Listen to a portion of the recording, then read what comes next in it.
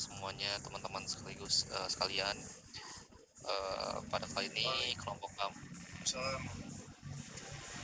Oke, pada kali ini kelompok kami akan membawakan sebuah project di mana kami mengajukan untuk project itu lomba desain web gitu, dengan tujuan rencananya kami ingin mendesain ulang tentang template halaman web responsif ya, seperti itu. Sebenarnya perkenalkan, kami dari PT Kreatif Digital Nusantara gitu. Rencananya untuk proyek ini kami akan mulai per awal 1 Agustus hingga tanggal 31 Agustus ya, gitu. Tujuannya di sini kami ingin mendapatkan desain web yang berkualitas tinggi, sekaligus membuka kesempatan bagi desainer web untuk menunjukkan kreativitas mereka, gitu. Nah,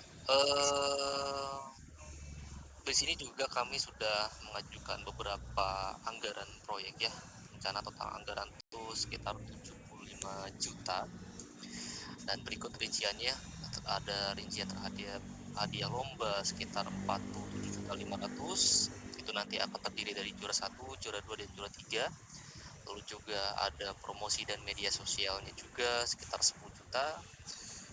Lalu juga untuk pembayaran juri untuk 3 orang juri itu sekitar 9 juta, konsumsi dan administrasi sekitar 3 juta, dan untuk hal-hal lainnya juga untuk persiapan kita juga sekitar 5.500.000 ya, seperti itu. Dan berikut juga kita sudah menyediakan untuk jadwal proyeknya. Rencananya kami akan mulai di tanggal 1 sampai tanggal 5 itu untuk perencanaan dan juga promosi lomba. Lalu nanti di tanggal 6 sampai tanggal 25 itu adalah registrasi peserta sampai nanti pengumpulan desain. Lalu di tanggal 26 sampai tanggal 29 Agustus barulah ada penjurian karya ya.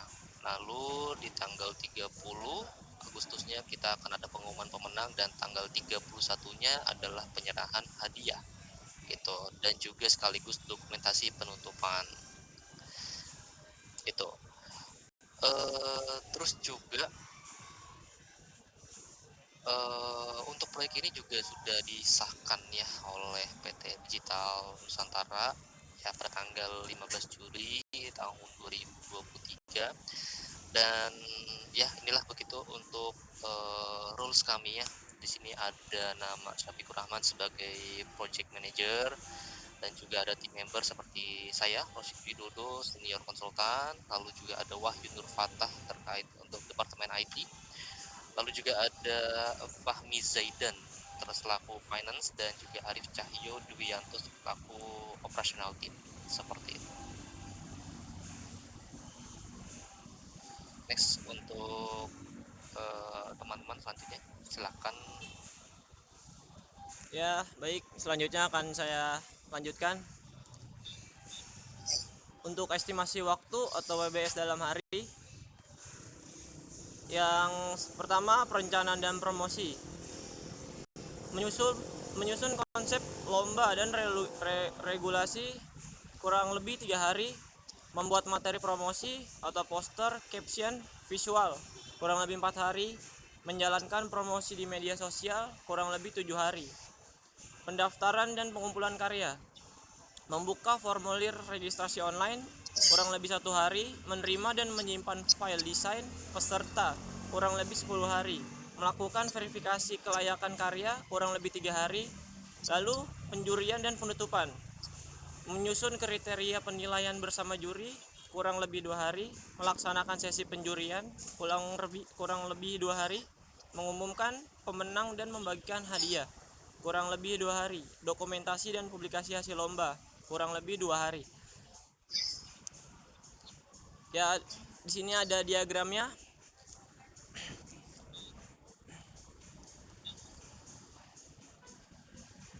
Selanjutnya akan dibacakan oleh teman saya.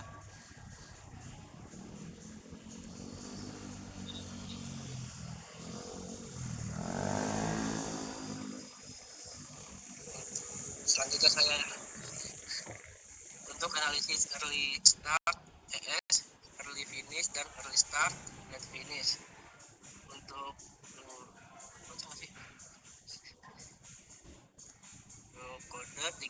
durasinya 3 ES. Bacanya gimana sih?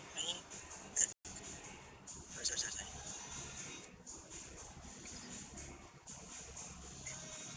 Untuk kode durasi kode 311 durasi ketiga ES0 EF3 LS0 LF3/1.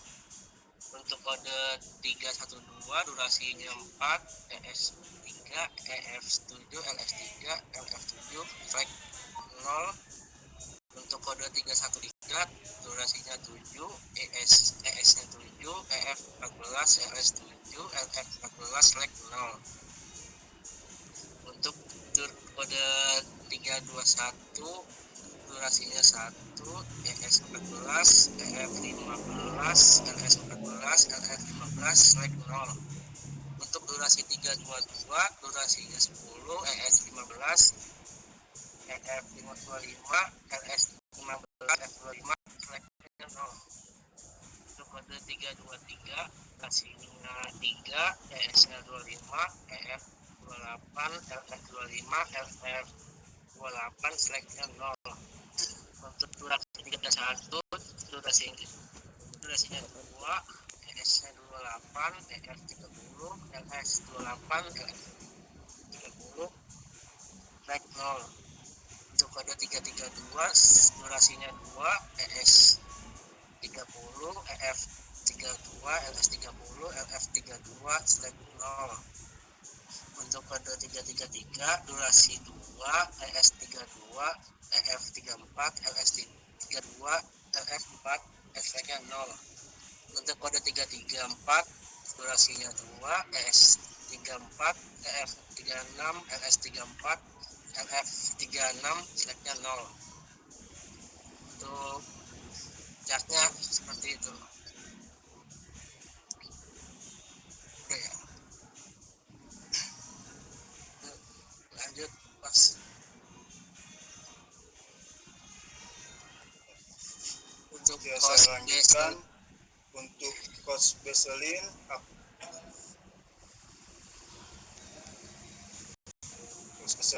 aktivitas menyusun konsep durasi 3 hari, biaya per hari 500.000, total biaya 1.500.000.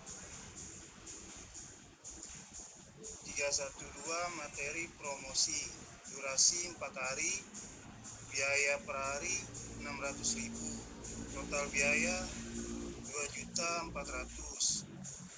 313 promosi media durasi 7 hari, biaya per hari 300.000, total biaya 2.100.000.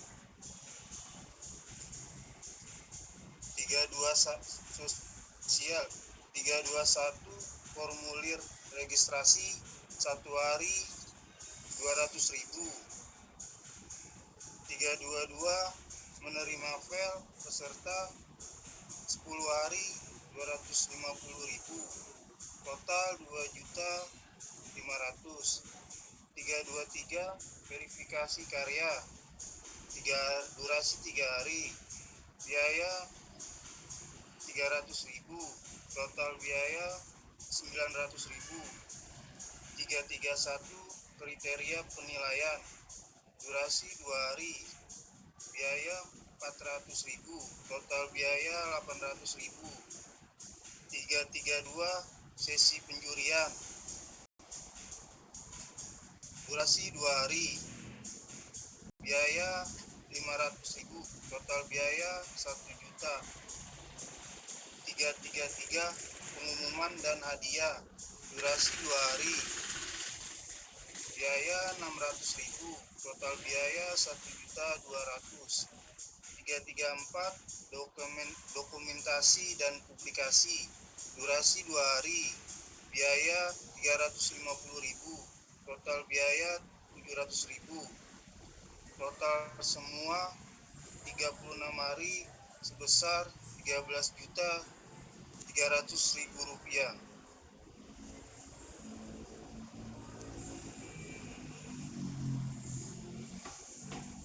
Daftar kualitas proyek, aspek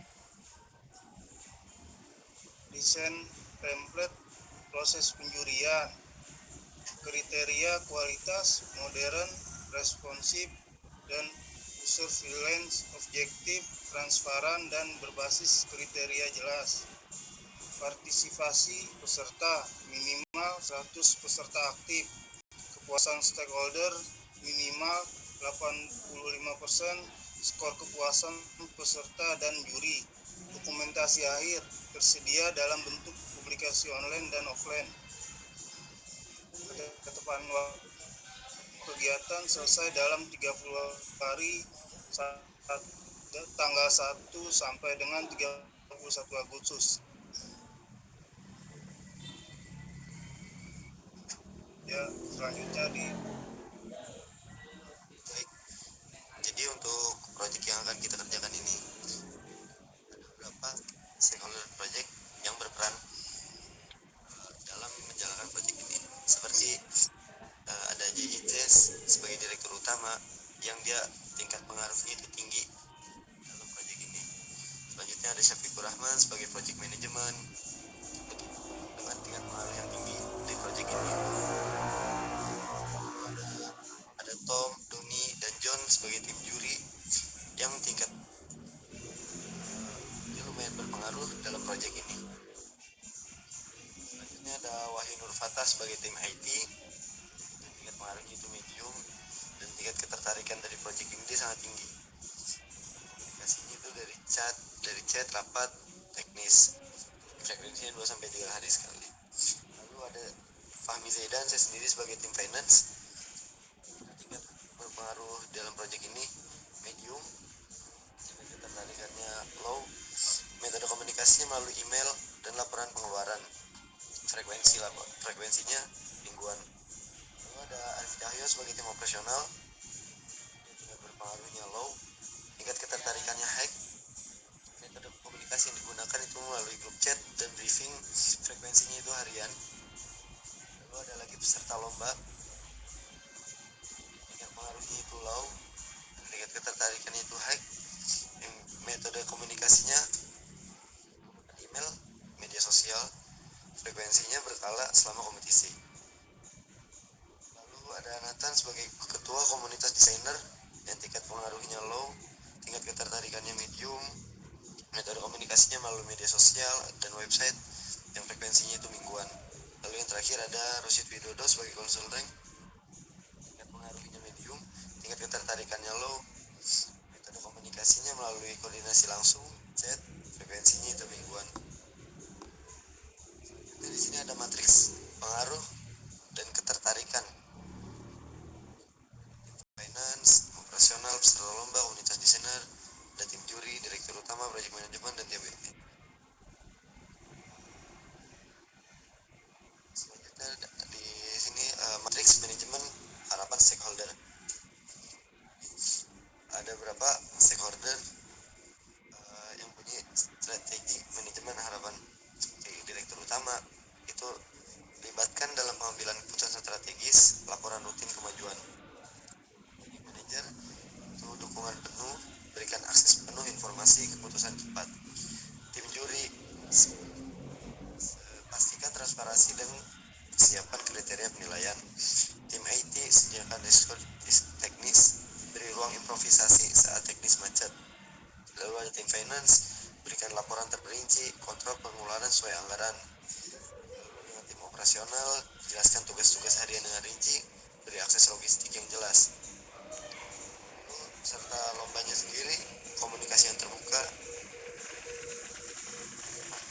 bantuan teknis submission, pengumuman tepat waktu. Selanjutnya komunitas desainer itu promosi yang menarik dan bangun engagement sosial. Lalu ada konsultan yang memberikan masukan terkait penerapan proyek yang baik dan jelas. Selanjutnya di sini analisis proyeknya dari lomba desain web ini. Risiko proyek, risiko yang kemungkinan akan terjadi ketika proyek ini sedang berlangsung. Yang pertama, ketika jumlah peserta kurang dari target minimum 100 peserta tidak tercapai. Kedua, ada gangguan teknis pada sistem registrasi atau upload, server down atau file tidak bisa diunggah. Yang ketiga, ada karya yang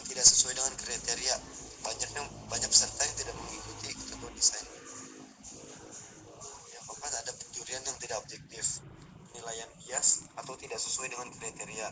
Selanjutnya terlambat pengumuman hasil lomba. Ini ada keterlambatan distribusi hadiah. Hadiah tidak sampai tepat waktu kepada peserta lomba. Terus ada anggaran melebihi rencana. Pengeluaran melebihi 75 juta dari yang telah dianggarkan dari awal. Lalu komunikasi peserta terbatas. Informasi penting tidak tersampaikan dengan baik. Selanjutnya ada ketidakpuasan stakeholder. Penilaian hasil proyek itu di bawah 85%. Dan yang terakhir, tidak tersedianya dokumentasi akhir. Dokumentasi yang tidak lengkap atau tidak terpublikasi. Risikonya, yang pertama, gangguan teknis. Itu risiko yang cukup tinggi. Kemungkinannya sedang sampai tinggi. Lalu ada yang karya yang tidak sesuai. Mungkin di sini dampaknya cukup tinggi. Kemungkinannya pun tinggi juga. Peserta yang kurang dari 100 itu pun dampaknya tinggi dan kemungkinannya yang tidak objektif itu dampaknya tinggi, kemungkinannya sedang. Komunikasi terbatas itu dampaknya sedang, kemungkinannya tinggi. Ketidakpuasan stakeholder itu dampaknya tinggi, kemungkinan sedang. Keterlambatan hadiah dampaknya sedang, kemungkinan sedang. Dokumentasi tidak lengkap, dampaknya sedang dan kemungkinannya sedang. Keterlambatan pengumuman dampaknya sedang, kemungkinan sedang. Yang terakhir, anggaran melebihi batas, dampaknya tinggi dan kemungkinannya rendah. Kualitas risiko. Yang pertama dari gangguan teknis. Dampaknya itu ketika ada gangguan teknis, sistem gagal digunakan oleh peserta. Sistem gagal digunakan oleh peserta. Lalu ada karya yang tidak sesuai, desain yang tidak memenuhi standar atau tidak valid. Lalu ada peserta yang mengurang pencapaian tujuan dan promosi partisipasi. Terus ada penjurian yang bias, reputasi penyelenggara bisa turun. Terus risiko komunikasi yang buruk, dampaknya banyak yang gagal submit atau tidak tahu info penting. Lalu ada risiko stakeholder yang tidak puas, penilaian akhir proyek tidak mencapai ekspektasi. Risiko selanjutnya ada hadiah yang terlambat, reputasi buruk dan keluhan di media sosial. Komunikasi buruk digunakan sebagai referensi atau publikasi. Risiko selanjutnya ada pengumuman terlambat, bisa menimbulkan frustasi, dan ada anggaran yang bocor. Aktivitas proyek bisa terganggu atau dibatalkan.